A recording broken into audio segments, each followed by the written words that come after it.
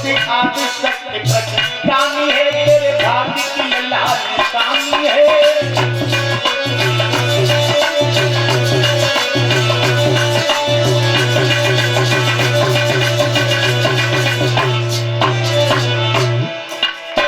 ऐसी वैसी बेटी नहीं है महाराज, तेरे लोग की पोज पर पाएगी, इन लोगों में पूजी जाएगी। पर इसी अब दूर जटिल भोगड़ पूजी जाएगी।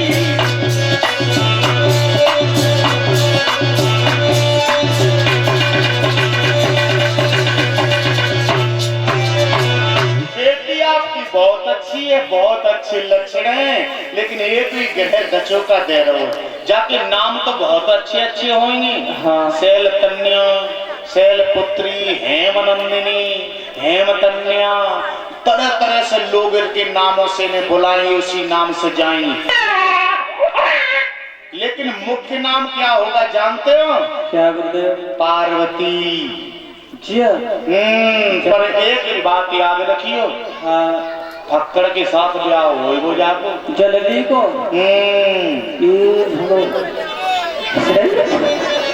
गुरुदेव जी हमारी लली पे तेल नहीं डरना सड़कती की। देखो हाँ, मौत को कोई इलाज ना हो और बहम की कोई दवा ना हो। गुरुदेव फिर कोई उपाय तो होएगा? उपाय है, तुम्हारी बिटिया में सियानी है जाए ना। हाँ, तुम इस जासों में कहियो भोले बाबा की पूजा करें। ये ललित ये लली बोले आओ तपस्या करिए ब्याह होएगा तो आओ। अब तो धीरे धीरे पार्वती आंगन में बड़ी भई और भोले बाबा की पूजा करती हैं परीक्षित महाराज, और धीरे धीरे धीरे धीरे 16 वर्ष की हो गई। अब इधर तारक राक्षस आंधी उठाए, देवगण को मार मार के गिराए रहो।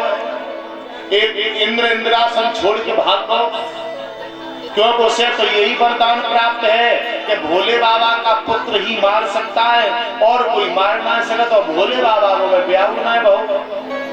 अब देवगण से पढ़िए कि भोले बाबा को कैसे ब्याह हो जातो। देवर्षि नारद भोले बाबा के पास में गए, कहने लगे भोलेनाथ आपकी जय हो। भोलेनाथ विवाह कर लो। भोलेनाथ बोले देवर्षि नारद क्या कह रहे हो, मोसो कौन विवाह करेगा? बोले तारक राक्षस प्रभु देवताओं की बुरी हालत कर दी, आपको विवाह करना होगा। देवर्षि नारद से भोलेनाथ कहने लगे कौन करेगा मेरे साथ विवाह? देख रहे हो 1 से 7 मूड जी हमारे गले में डरे। अब भला कौन विवाह मुझसे करेगा? को अपनी मौत हमारे लिए लेके आएगा। देवर्षि नारद कहने लगे महाराज हेमांचल है, उनकी बिटिया है पार्वती, वो आपके नाम की माला जप रही है। देवर्षि की बात कही ना सप्तऋषियों ने, तो भोलेनाथ कहने लगे तुमने देखा? बोले हमने ना देखो। तो तुम जाओ पहले देखो, परीक्षण करो, माला जप रही है कि ऐसे ही देवर्षि नारद की बातें मत ले लियो। देवर्षि नारद ने जिन जिन गामन को गाल दो है वहां में पेड़ रूखो न जमे। तो सप्तऋषि आज प्रेम का परीक्षण करने गए पार्वती के पास में। पार्वती भोलेनाथ की माला जपती ओम नमः शिवाय, ओम नमः शिवाय, ओम नमः शिवाय। ओम सप्तऋषि गए, उन्होंने कहा जय हो देवी, जय हो कन्या, प्रणाम किया। बड़े आदर से सप्तऋषियों को बैठाना है पार्वती ने, लेकिन धीरे धीरे इधर उधर की बात करी और भोले बाबा का ही चर्चा छेड़ दिया। जैसे ही भोले बाबा का चर्चा छेड़ा है ना, तो पार्वती को ये बात बहुत बुरी लगी। कहने लगी हे सप्तऋषियों, तुम नहीं जानती जो मेरे भोलेनाथ हैं ना, मैंने उनसे प्रेम किया है और वे मेरे भोले हैं, मैं उनकी भोली हूं।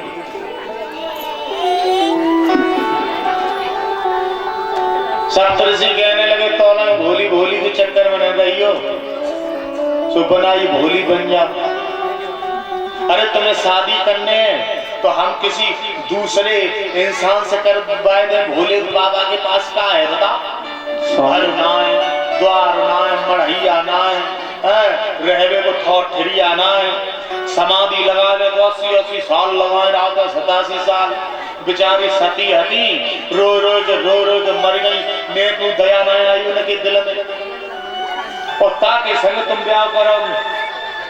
देखिए प्रेम का परीक्षण हो रहा है, और प्रेम का परीक्षण करना सबके बस की बात नहीं है, ये तो संतों की बस की बात है। कुछ नहीं है उसके पास। एक बात कहें, मैं तुम्हारा विवाह विष्णु भगवान से करा दे तो सती को, वो पार्वती को गुस्सा आएगी, ललकार के कह रही स्वामी जी जब मेरा मन महेश पर मस्त हो गया है तो हमें रमेश की जरूरत ना है, मैं तो महेश की दीवानी हो गई। वे मेरे भोले हैं और मैं उनकी भोली हूं। मैंने उनसे प्रेम किया है और सच्चे हृदय से मैंने उन्हें अपना स्वामी माना है। मैं उनके बिना नहीं रह सकता। और क्या बोली? अरे महात्मा जी, प्रेम के पंथ में मेरे प्राण छिपे बैठे, प्रेम के पंथ में मेरे प्राण छिपे बैठे हैं।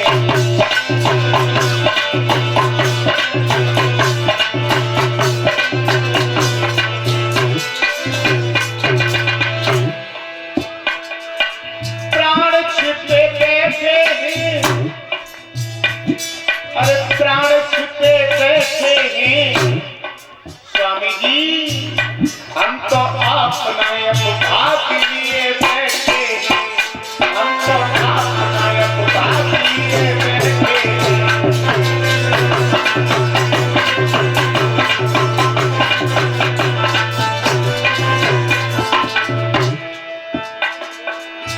आंख से दूर हो जा मोहन खाने वाले, आंख से दूर हो जा लोभ, लोभ यानी लालच, दूसरे का लालच, लोभ दिखाने वाले। हम तो अपनी जागीर लिए